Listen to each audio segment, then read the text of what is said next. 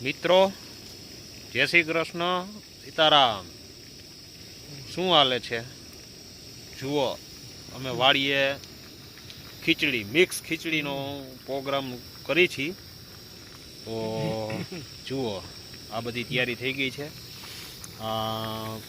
આપણે તુવેર, ચણા, મગફળી, બટેટું, ચોરી, વાલોર આ બધા બાફવાનું ચાલુ થઈ ગયું છે અને આ ખીચડી બફાઈ ગઈ છે।